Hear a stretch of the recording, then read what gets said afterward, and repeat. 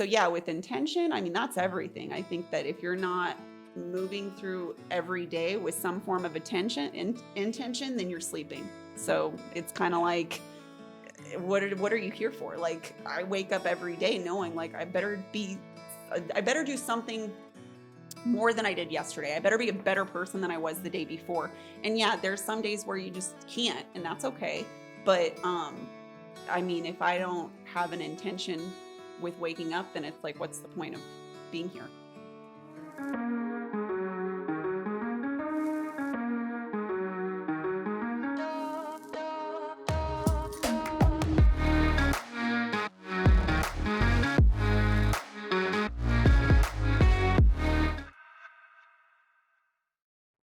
What's up, everyone? Welcome to Moments of Aha. We're so happy for you to join us today. Very special guest, and I can't wait to introduce her to you. But first, I want to let you know that nobody is coming to save you. But the good news is that everything that you're looking for is already inside of you. I truly believe in you, and I believe that you are the hero of your own life. So we bring on guests who are everyday heroes, who have developed these internal qualities and traits that we're all born with, but they have practiced them to the point where they have become superpowers to align with their inner hero. So today's everyday hero is someone whose heart shines so bright in everything she puts her energy in. She has taught me the selfless love of being a parent time and time again. She is strong. I mean, really fucking strong, yet so soft and caring. If she doesn't know how to do something, then she does whatever it takes to learn how to figure it out. She is a relentless problem solver and always learning and developing mastery in different areas of her life. Here's just a few of her skill sets that she practices. As a graphic designer, she has created multiple My logos. She's a website designer. Before the COVID shutdown, she was a bartender at Omnia nightclub. She is a realtor, and she is also a co-creator in the music project Witches, which you definitely have to check out if you haven't listened to them yet. And she is a really great example of being a human being for the people around her. She is absolutely, without a doubt, my hero. She's my big sister, Danielle Dugan. Thank you. You're welcome. I appreciate you so much for being my guest. And what they don't know is it took me 3 times to just read that without me just crying. So Right. Yeah. I love you and I appreciate you. I love you. Yeah. So thank you for all of those things. Yeah. Well, you are an everyday hero, and this is what this show is about: is giving a platform to individuals that do the amazing things that we need to do as human beings, but they don't get the spotlight on them. You know, they don't get shown enough or enough gratitude for it. The mothers, the entrepreneurs, the just awesome human beings of this world, and you're one of them. All right. Well, this is good because I need to let somebody know I'm doing something. There you go. Everybody's gonna know now. Yeah. So, first question I love to start with is that the show is called Moments of Aha, Mhm. and that represents moments of awakening or just a transformational moments. And sometimes it looks like a brief moment in time where something clicked. You have that epiphany where you're living one way and everything shifted after that. Or it could just be a process of multiple things that happen for you to finally wake up Mhm. to have that moment of aha. Um, what was your moment of aha?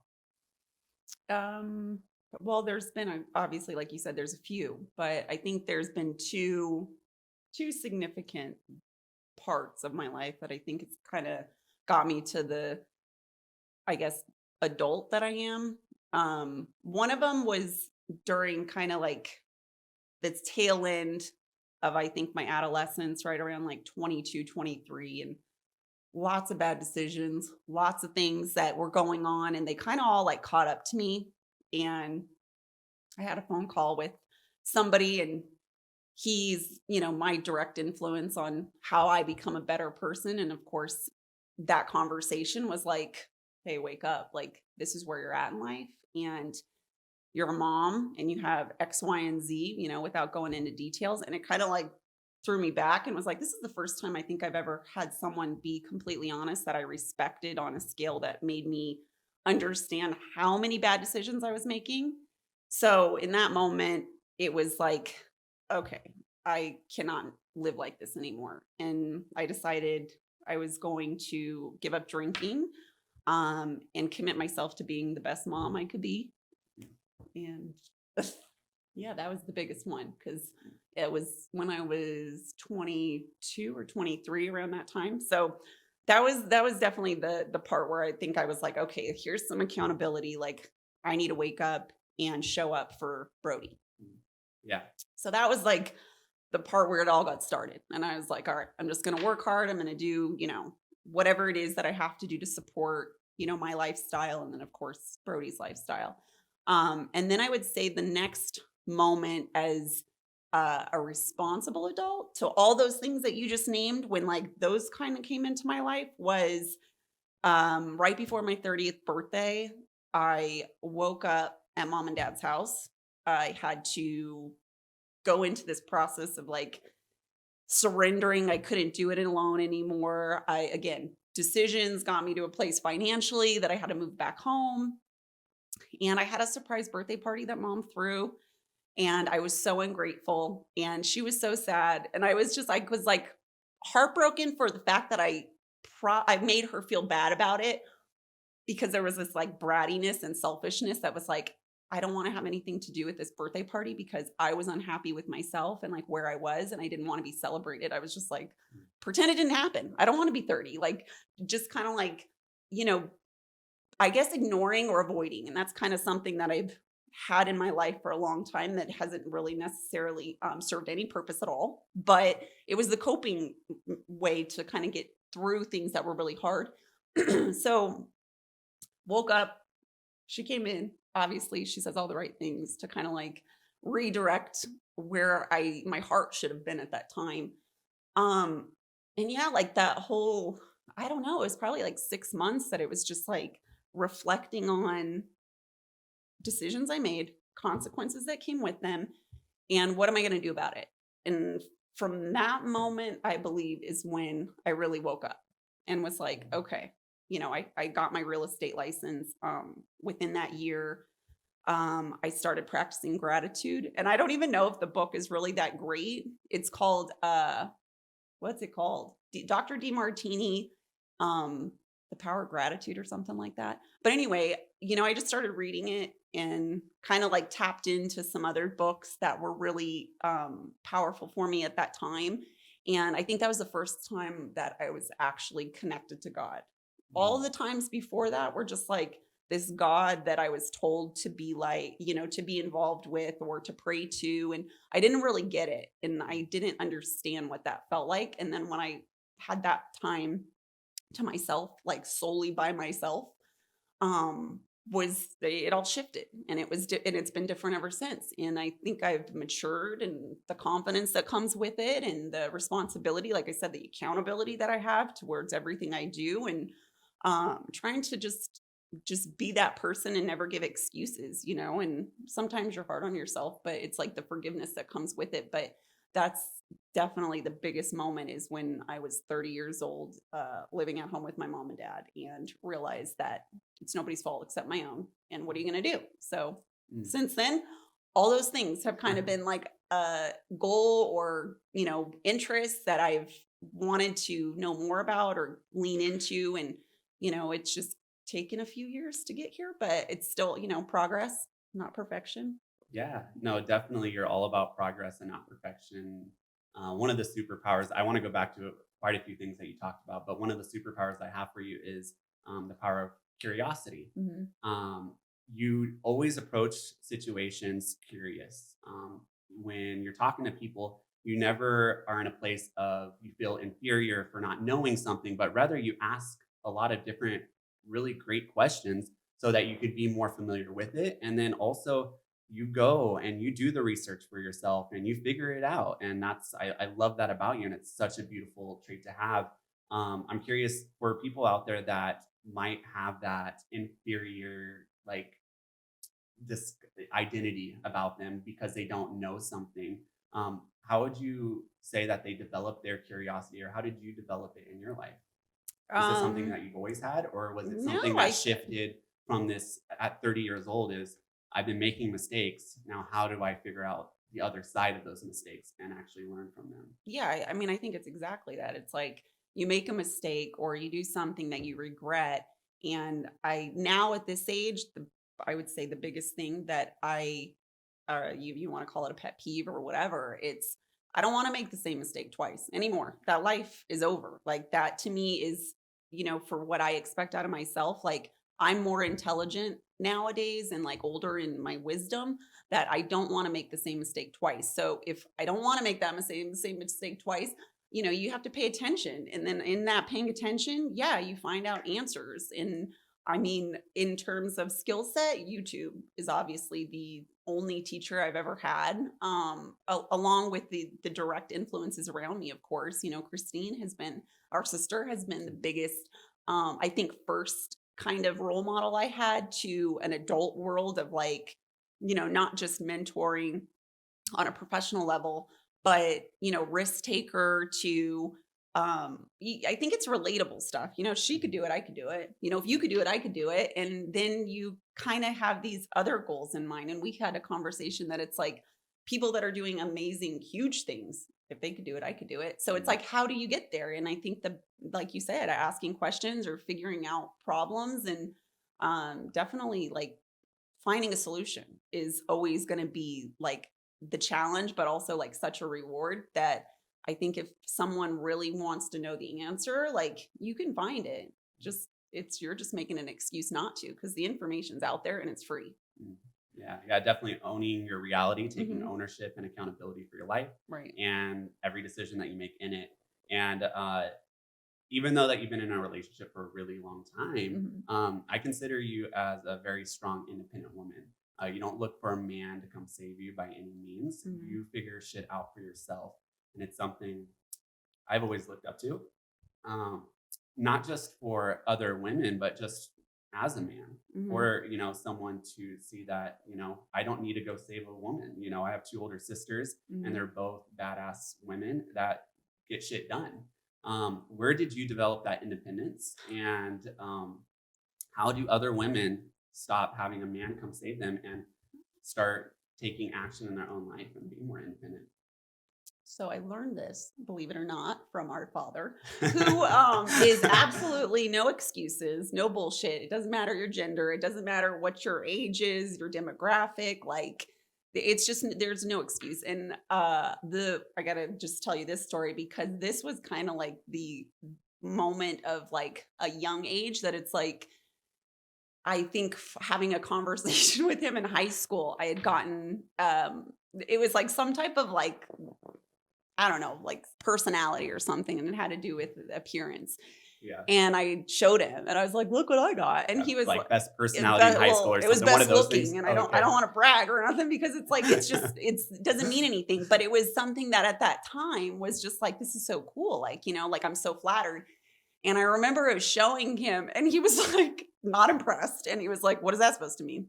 And it was just totally like not even paying attention to anything. And I appreciate that conversation with him more than any conversation I think I've had with him because it really, in that moment, taught me that it's like, oh, yeah, this doesn't mean anything. This is a shell, and your age tends to progress, and you tend to look less and less attractive depending on how you view yourself.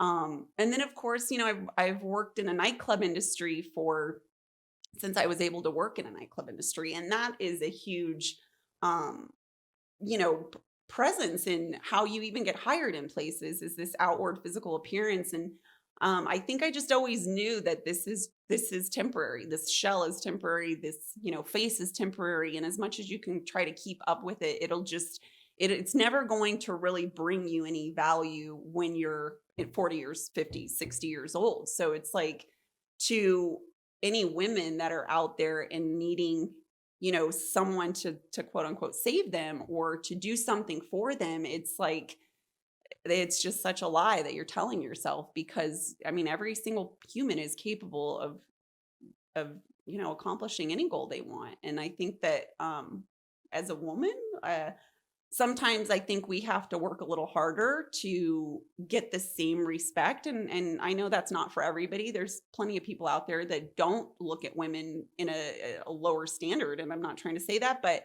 there is something when you speak to someone and you watch, a male speak to that same person, you have to be a little more direct to get their attention. And I think that rawness, honesty, a little abrasiveness that I think I've kind of have based on dad is I mean, is realistically the part that has built me into the woman I am. So, and of course, the strength of motherhood that mom has showed. And um, yeah, I mean, for women that are kind of trying to figure it out, it's just like I hope today's world can show them that there is no gender upon success because there's just it's not a physical world anymore. You use your brain. Like your mental state is more powerful than your physical state, or again, the shell that we're in. So yeah, that would be my suggestion is just get in your head and pull out whatever qualities you have and start,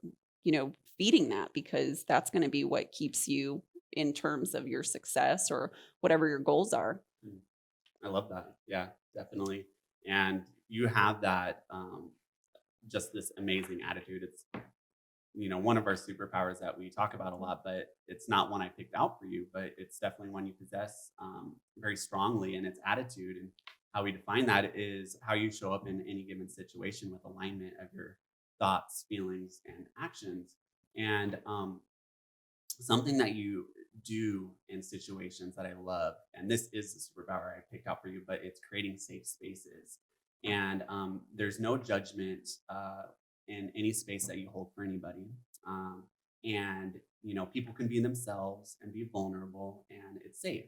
But also, it's so light and airy because you bring sense of humor everywhere you go. So I think as what you're just saying about sometimes you have to be really direct to men at times to get their attention. Another thing that I see that you do quite often is laugh a lot and Mhm. be playful Mhm. and have a sense of humor. And with that, it catches people's attention in such a different way than, which is the unfortunate stigma when you are a strong woman.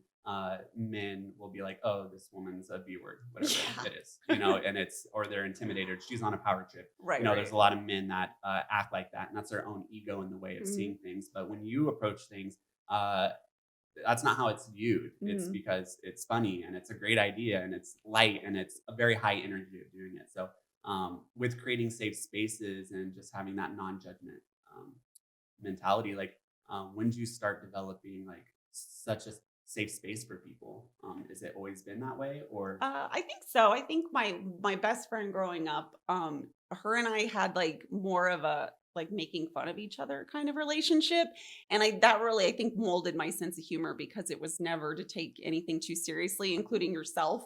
And by having her make fun of me, I think on a daily basis, it was easy then to do the same. And I think just at a young age, like when I do have somebody that I connect with on like a friendship level or even just like an acquaintance level, like I think the kind of way to break the ice is just kind of maybe throw a jab or get like a joke. Like obviously they know I'm playing, but I think that just kind of like you said, that ego kind of goes away because I'll be the first one to make fun of myself, Yeah, before anyone else will. And you get to a point where that just becomes part of your personality. And I think that's important to, always laugh. And I mean, I hope I never stop laughing, even as, Brody's getting older and he it does things that it's just like there's a serious time, but I want to, make sure he knows he can play with me. I'm not ever going to be, too much of like the authority figure or in any situation because I've been in management before and it's like if you can't like relate to people then yeah, like how are you supposed to have like that community or friendship? And it's like I don't mind, as much as I kind of do mind criticism because I know I get a little bit more on the defense if I do something and my feelings are hurt. But overall, like I'd like to take it as, I'm not perfect and you can tell me I'm not perfect and you're not perfect and that's okay. Like I'm, no judgment here. I've done a lot of things that, I'm not proud of, just like every single human being does. So it's like, we don't got to share them, but just know that it's all good. yeah. So, Yeah, no, I like that. It's normalizing who we are as just being a person, yeah. right? And I think that that goes back to, you know, why being independent is so important and what Dad has instilled in us Mhm. that There is no fucking excuse in the world why you cannot be successful for any human being. Right. And if you work hard enough, if you dedicate yourself long enough, if this person over here can do it, then so can you. Like, Hmm. you're the only one getting in your own way, right? Right.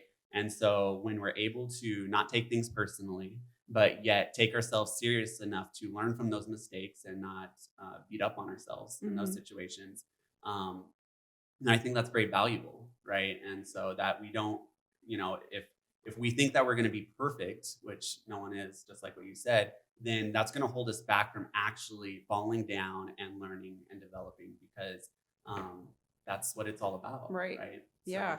So No, for sure. Especially the part that it's like, you have to kind of give yourself that forgiveness too, because when you do have these expectations of perfection or accomplishments, and I've kind of been learning that lately, that it's like, you have big dreams and big goals, and it's like they kind of seem like they're really like far reach.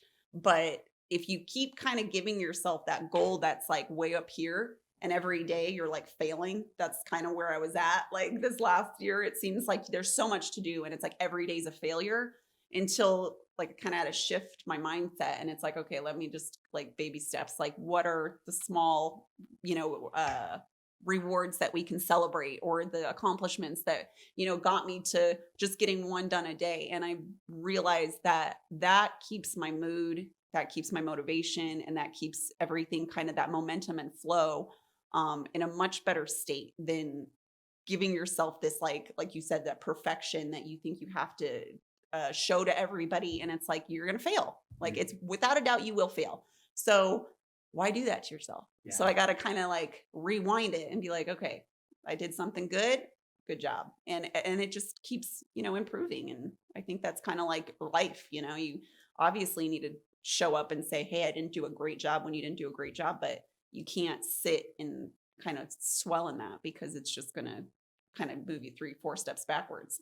yeah, definitely. It can be a really big weight that just drags you down. Yeah. And, I just want to highlight what you said in that because there's guy that I follow, his name is Andrew Herberman, and he Mhm. talks about that exact thing that you're talking about, right? Is that a lot of people, when they go for their goals, they go for that destination over there. And when they achieve the destination, there's serotonin release. So that's a happy chemical, and they're really excited about it. It pumps them up, and they're happy for a brief moment until it wears off, and then they're not. But what he's known through studies is people that are more fulfilled and satisfied in life is learning how to release that serotonin on everyday basis. So small projects to get to the destination. So there's a challenge at hand. More than me. Like, I've been working on Premiere Pro. I've been pushing it off for a full year, and you just been like, you just gotta, do a little bit at a time, do a little bit at a time.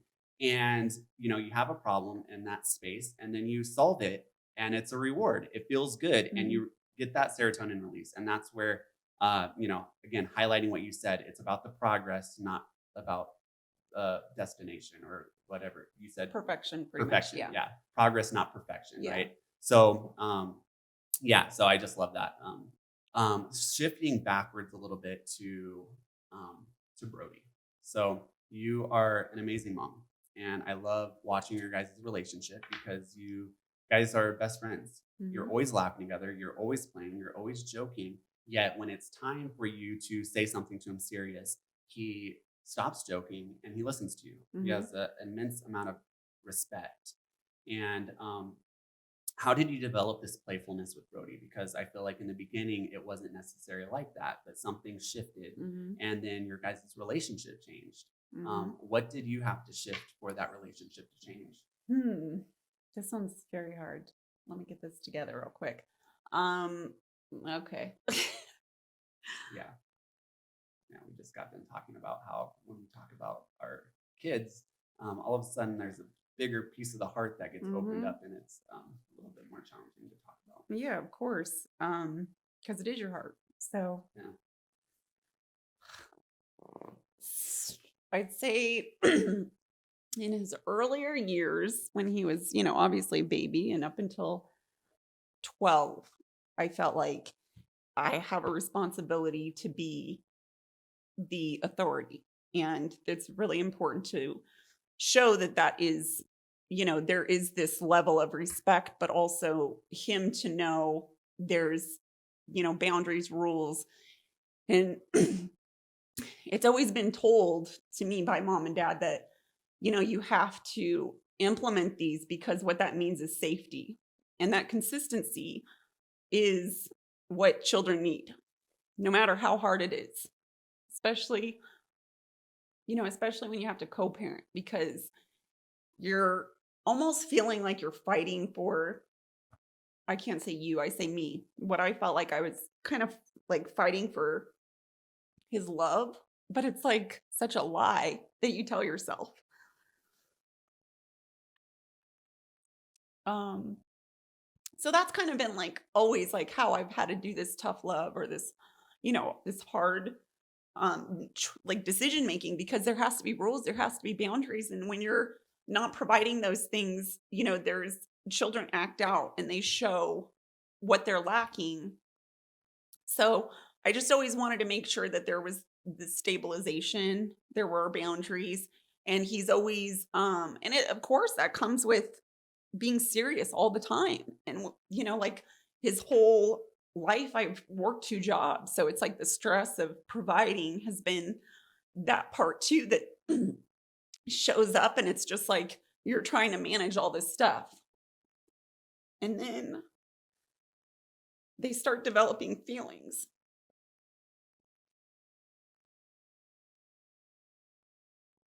and emotions for the first time. I'd say in 7th grade was the first time I realized that this is not a child anymore.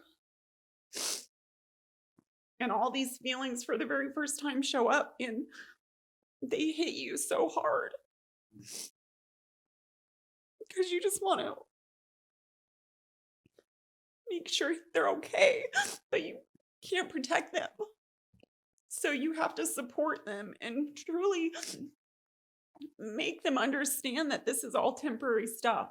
Every emotion you go through is going to last a segment of your life and then it gets better. And by having to explain that to the most important person um, that I'm connected to, like I said, it's my heart. And when you see that teenager hurting, it's like it just shakes your world. And I think that moment I realized that he's not a child anymore. He is growing into a man and life is fucking hard.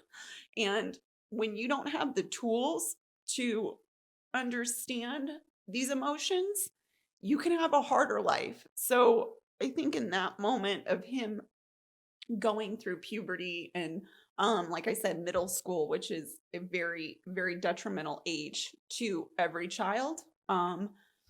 And I didn't know that that is why the decisions that our parents made for us, me and Christine to go to private school from sixth to eighth grade, what they were doing. I didn't know that by keeping your kids in sports and extracurricular activities creates these this level of confidence or distraction really because that's what I believe now to understand is keeping your kids busy and not having them be alone, especially as a only child. Like that's even harder to make sure that your child feels like they're not lonely.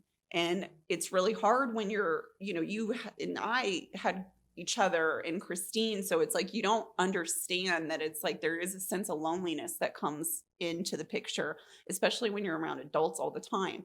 So from that age range, that was a lot of like awakening, talk about aha moments as a parent that it's like, okay, it's not about authority anymore. It's not about me showing up and saying, I am the parent and you will now obey me. It's about we're human and I've gone through certain situations and it was really hard. And, here's some examples on how I've dealt with them.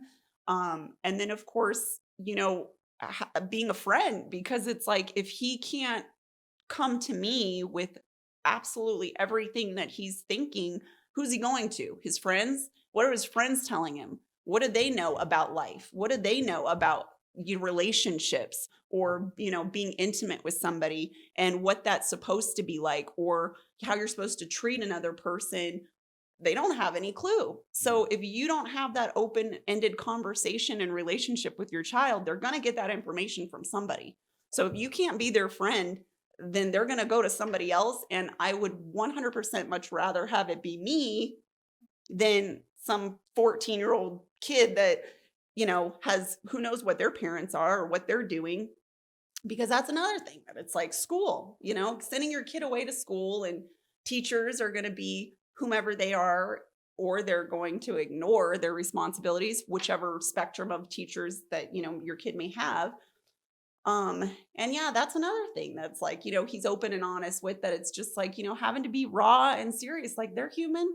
They're nobody special. Don't look at them like they have all the answers, because they don't. They went to school for, not to disrespect teachers, but it's like there's this kind of like intimidation factor that kids feel with teachers.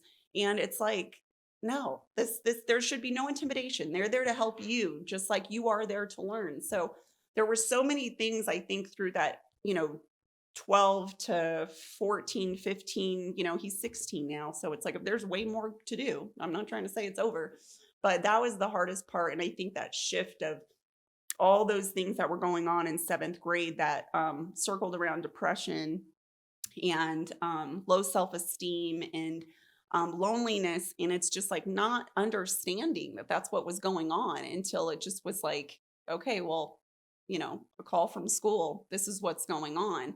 And it was very, very, very real and very scary. And I think even in that time, like, I kind of withdrew from our family. Like, I just kind of like didn't talk to anybody for probably about 3 weeks. And I was getting calls from mom and dad, like, is everything okay? Like, what's going on? And it's like, it was just so hard to share. Um, but I just know that the conversations that we have, and constantly communicating, asking questions, like a lot of questions, like like nosy. I don't fucking care. I'm going to be nosy. Like, that's just what kind of mom I'm going to be to save him from whatever it's going to happen in his life. And I'll always be that mom. And I told myself in that moment, I will never feel like, oh, he's getting older and he's more mature. Cause that's what I was feeling like in sixth grade. I was like, I think he's gonna he doesn't want to be bothered. And it's like, sorry, I'm gonna fucking bother you. Like, and it's helped our relationship so much more, because he can talk to me and jokes with me, and I get to look at TikTok memes, and they're totally inappropriate, but I'm like, well, again, I don't mind it, because that's the real world, and he needs to understand that the real world is, I'm real, you know what I mean? Like, like his dad's real, his family members are real. So it's like, why put this like boundary like up, or these parameters around us, that it's like, I'm an adult and you're a child. You remember when you were 13. I remember when I was 13. Yeah. You know what I mean? Like, you're finding that shit out. Like, that information is being given to you even when you're not ready. So if you're not the parent that's going to show up and speak to your kid honestly, somebody's going to speak to them honestly. So you better do it your way, and that's kind of the approach I've taken, and just want to continue to take, that it's like, yeah, like, whatever kind of jokes he has, as much as it's just like cringy, or if it's just, like I said, inappropriate. I mean, there's a level of obviously respect there still, but I don't ever want him to feel like we're so disconnected that we can't have, like, I don't know what's going on, Yeah. and I think it's important for parents to know what's going on. Yeah. I mean, as much as we don't like it, or you do like it, get on Instagram, get on TikTok, get on whatever social platform your kids are on, because that shit is true. It goes down in the DMs. Like, that's it. Like, they talk on that more than they'll talk in text messages, because if you're, you take your kid's phone or whatever, and, I'm not trying to, invade his privacy, but it's like, you got to be aware that it's like, when they're on their phone all day, Yeah. they're doing What are they something, doing? you know what I Yeah. mean? And that's kind of the part right now with like the pandemic, that it's just like becomes even more of a, it's touchy subject and risky behavior that's out there, because they're feeding their brains with whatever it is that their feed has for them. And if you're not going to know what that is in the pop world or pop culture world, then you won't know how to approach, what it is that they're even looking at. Yeah. Yeah. I everything, I appreciate you sharing all that because I know that it's such a touchy subject. You get emotional every time you talk about Brody, but Mhm. I think that there's so much value in everything that you just said. And, you might be nosy and ask him all these questions, but I think there's something really important out of that too, is that you don't scold your son. You're very open with him, and also it's a safe space. Like I said before, there's no judgment in there because he's a human being, and that all of us are different and all of us are goofy and weird in our own ways. And, and sometimes we get into cycles where we like this over here and then this over here. But the thing is by being nosy is not by scolding your child or, demanding something of them. It's this mutual respect that you and Brody have. And that's why he's so open with communicating to you and coming to you with questions. So yeah, I just love everything that you shared. And I know that there's a lot of parents out there that might be afraid to ask their kids what's going on, or they want to give them privacy and that they're, finding their own way. But I think that, like what you said, if the parent doesn't step in to educate and have that relationship with their child, then they're going to find it elsewhere. Mm, We don't know where that is. And right. so I appreciate that. I want to jump into spirituality a little bit. Both of us have been raised in a traditional Christian home. Mhm. And I would say both of us have a very similar relationship in spirituality. That's not from the traditional sense of it, Mhm. um, which I think is funny. Same thing with Christine. And we all found it all on our own in some ways. Um, can you speak a little bit about transitioning into your own spirituality outside of the traditional sense of it? I know you said something about when you were 30 years old, you found gratitude, and then all of a Mhm. sudden you had this personal relationship for the first time ever. Like, was that where it was kind of birthed? And like, what other things influenced your spirituality to where it is today? I think I've always kind of like, had a resistance, to be honest, against spirituality. And there's been this like, I don't want to have nothing to do with it, because there was a lot of kind of, I would say, you show up to church as an example. And this is kind of one of those things where I remember at a young age is having to go to church, forced to go to church. And I didn't connect with these kids because I know their home lives weren't like my home life. They're sitting there reciting Bible verses, and I'm like, I have no idea what you're talking about. So not only was I embarrassed because I had no idea how to participate in these circles, but I also kind of became angry with the fact that I didn't. And then, of course, in return, that age rebellion came through, and that anger showed with, not wanting to have anything to do with it, like a lot of kids, I think, when they're kind of forced to do something they don't want.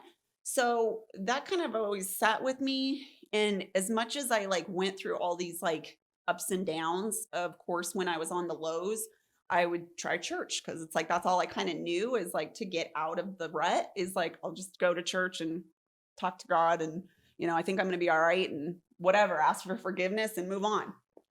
Because I was kind of, I mean, in my own very like simple brain way of understanding what Christianity was. And obviously, the biggest connection of the spiritual sense and what God was missing. It was just like I kind of just identified with like this religion that was kind of presented. And so, yeah, I think I've always held that rebellion and resistance because I just wasn't quite ready to release or allow or forgive whatever that part of me and my childhood was.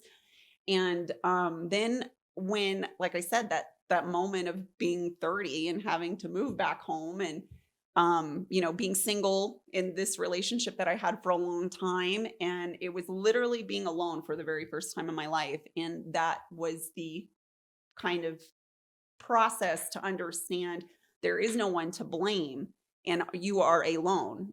Of course, that was a lie. You're not alone. And that's when God showed up. And it was like, wait a minute, like all these synchronicities were happening. And I just kind of like fell into this like curiosity again of just like all of Christine kind of had her path and she had suggested some stuff. And And then, of course, what we were instilled with, that will always hold the root of, who I am spiritually and that connection to God. And um, then, yeah, like once I started reading and really kind of reflecting on myself and who I was, then it was like all of this stuff just was like coming into place. And um, yeah, that kind of was like the stepping stone. And then I started just doing more work and reading, and then I go in and out of it because there's definitely been times where I'm distracted and life happens and you're, working or working on your projects, and of course being a parent, and then they kind of drift away, and then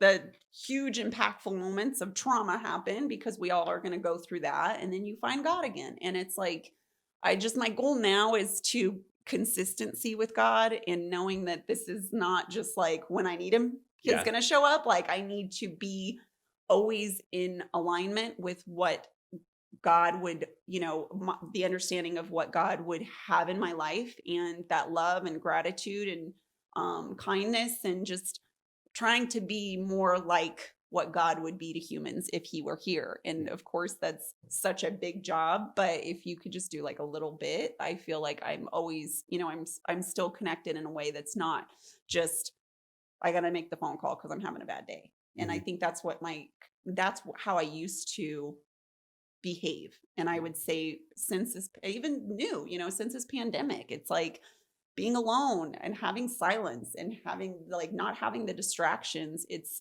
been more of a stronger connection of like that time in my life. So I think really just life comes through and those distractions like kind of draw me back. But um I notice that when he's around, shit's better. Mm. So it's kind of like a pay attention, one of those things, you don't Yeah. want to make the same mistake twice. But and I'm getting, better and better at just having daily conversations, and of course prayer, and those kind of things I just, hope to influence Brody with, and he probably understands it to his scale and his level, and I want him to develop that level of spirituality for his own, just like I was able to, but I hope to at a younger age for him, because yeah, that kind of defiance and level of brattiness or rebellion that I had, it's like it doesn't hurt anybody except me. So Mm. it's like, I kind of learned that at a later age too, that, those things just kind of fall into place when it's time. And when it is time, just I kind of absorb them, and still learning, Mhm. still not, I'm still not going to be the person that goes and influences or encourages people to speak to God. I've never been comfortable doing that. And I do believe it is an extremely intimate and personal thing. And it is one of those things, even in like our own family, it's just like I prefer not to share. It's just mine, and that's Yeah. how it's going to be. And then, there's other people that like want to talk about it all the time. And I just think that there's no wrong way. And I think my whole life I've been telling myself I'm doing it the wrong way. And it's just something, again, forgiveness and being like, no. And when I realized that, that's when he started showing up. He's always been there, but I started seeing him, I should say. Yeah. So, Yeah, definitely. I think there's a lot of self-awareness in that, and the development of self-awareness when you start having that relationship, and how influential that God presence is, that energetic presence is, mhm, and it is all personal. And it doesn't matter. There's 7.5 billion people in the world. I bet there's 7.5 different relationships with what we call God. right. And it's in that sense as well. I think that that's a huge reason why Jesus is so predominant, right? Hmm. It's because what you said is like, what would God do if he was a human presence on this earth? And that was this example of Jesus, and to me, I think that's one of our representations is that we're supposed to emulate that God presence as if God was living on this earth. And I think that God is 7.5 billion people on this earth, and we are emulating the whole essence collectiveness of God. And it's either we cut it off or we don't. Like we're open to that presence or we're closed off to it. And it's like a wave. And we all go through the waves of connectedness and then disconnect of Hmm. that presence. And so, but if you're going to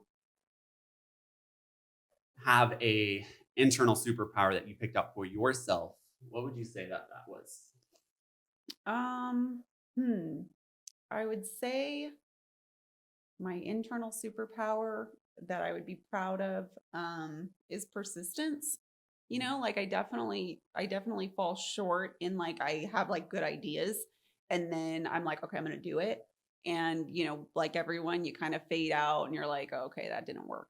But there is still elements that I could easily say, like, this was an interest from when I could remember I had an interest in, and it was, whatever age, sixth, seventh grade. And it was um the brand Roxy.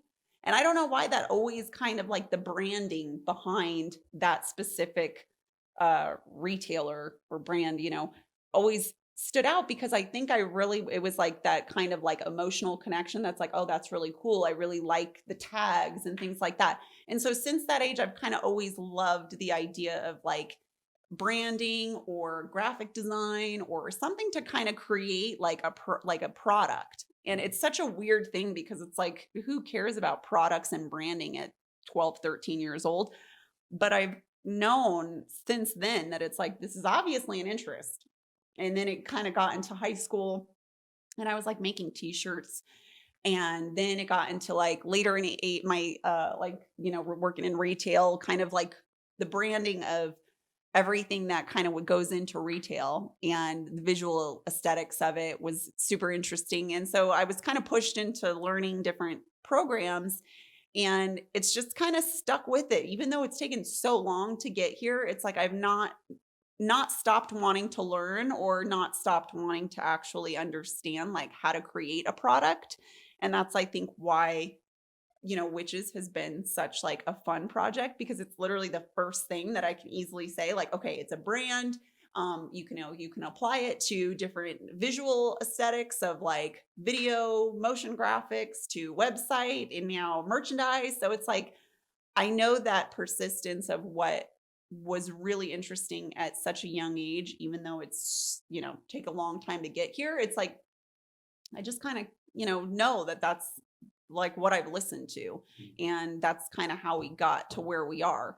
And without having that interest and honoring that interest, it would have been lost, like it wouldn't have gotten here. So I just think it's important that if somebody knows that they really like or enjoy doing something, just do a little bit of it all the time. I mean, even if you take a year off, like once you reconnect to it, it's almost like the analogy of in a totally, contrasting direction, but they say addiction, they that if you are not kind of in your addiction for say years and then you decide to engage in it again, it's like your addiction does push-ups and it comes back stronger. And it's a dangerous thing if you look at it in a negative way, but if you look at it as a positive way, that it's like my addiction is wanting to be better at say this specific goal or interest that I have, and then you take a year off, you come back, it's almost like you gained some more knowledge or you kind of go into this next phase of like elevating your skill set. And you do that throughout this whole time. I feel like I've kind of taken breaks and then come back, taken breaks, come back, even if it's weeks, if it's years, whatever. It's like your brain understands it a little differently and then you improve on it. And I just think that that's something that persistence and having, the yeah, the discipline to be like, I'm not good at it, but I'm going to try it again. I'm not really great, but I'm going to try it again. And you just keep trying and it's going to eventually give. Yeah, I love that because, we think that passion or purpose is something that we just find, that it's something that we need to go out searching for it. And then finally we found it and then we're passionate about it and we're going to do it forever. And, this is what I was meant to do. But that's not actually how it's developed. It is something to develop. It's an interest. It's something that you're curious about. And then, after time it evolves. It doesn't look like day one, how it looks today. And it never is going to look like that. Maybe for some people, but for the majority of people that's done extravagant things in the world, it was a slow developing process until they finally were like, I want to get really fucking good at this, Mm. and then get really fucking good at it because they're curious and they're persistent at doing that. And, another power that I picked out for you is actually intentionality.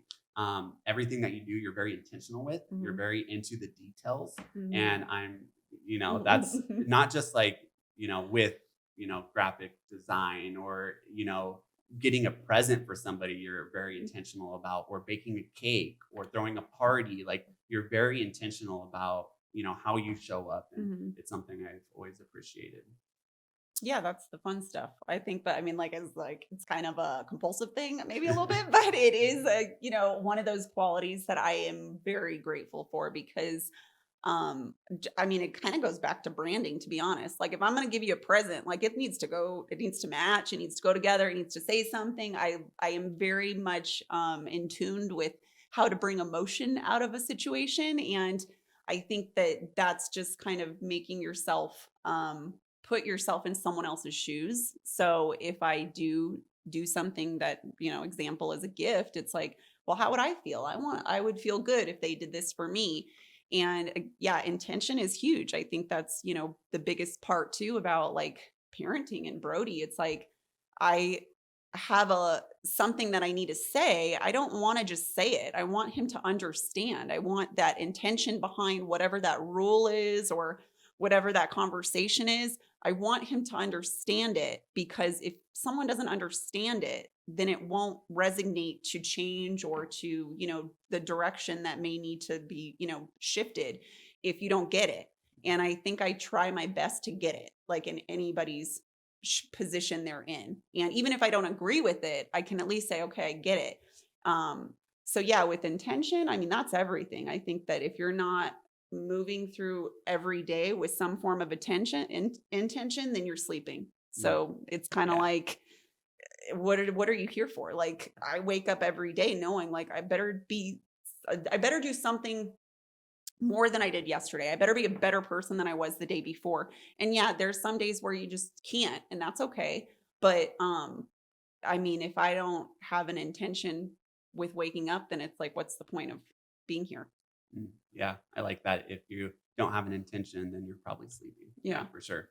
And with that, something that stands out for me about, this fascination with branding for yourself, and how you show up all the time, it's almost like you've done a self branding that, Mhm. that when your name's on something, when you're selling a house or Mhm. whatever you're doing in that space, like whatever your name's on, you show up 100% because you are your brand. Mhm. And it doesn't matter if you go from graphic design to being a realtor to being in the music industry all of a sudden. Danielle Dugan shows up, and when you have her, you know that it's going to be high quality. Mhm. So, I love that. And it's just how you do anything is how you do everything. And Right. that's what life is. 100%.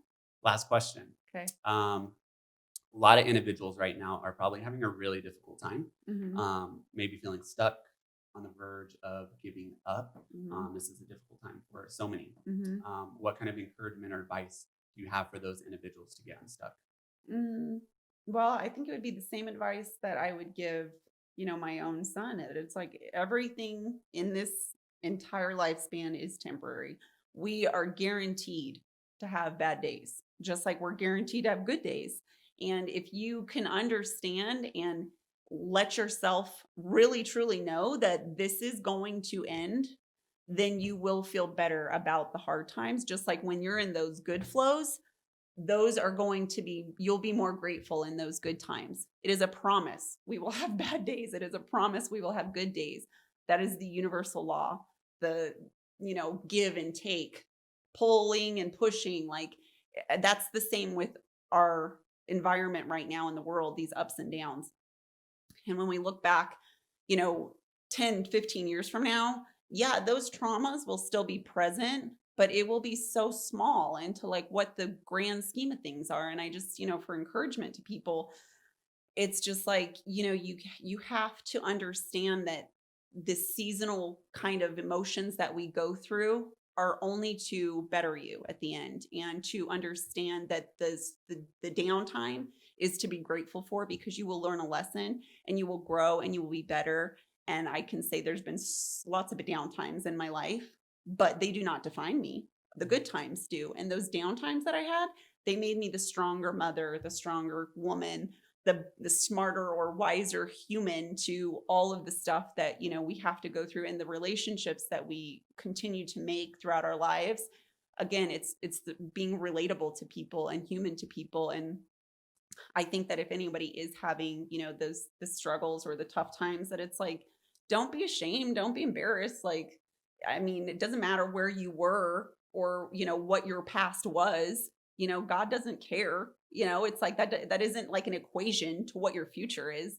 That's just something that you're telling yourself. So I would just encourage people to stop believing your own lies, because it's all going to be good and you're going to be good, as long as you understand and don't set false expectations. This is not a perfect life. And when you keep thinking that you have to be happy, happy, happy, like that's not the way to do it. Just know that when you're happy, be grateful, enjoy it, like really, really be into it and acknowledge that it's like right now feels great. And don't be upset that when the sad shit comes, like, that's going to go away. It's not going to last forever. So, you know, like mom always says, everything is seasonal. Yeah. Wise woman. Yes, yes. Well, I appreciate you. I love you so much. I love you too.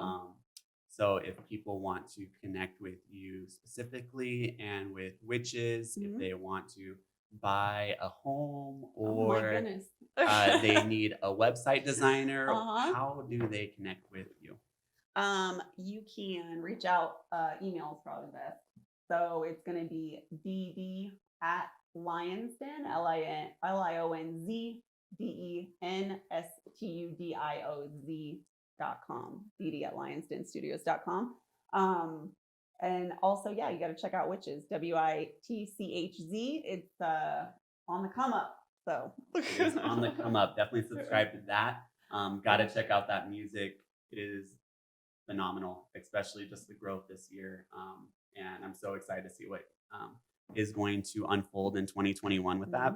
And if you guys haven't subscribed to us yet, please do subscribe now. Engage with us. Let us know what you're working on, what challenges you're moving through, and how we can serve you better. We're sending you love and blessings. And until next time, align with your inner hero.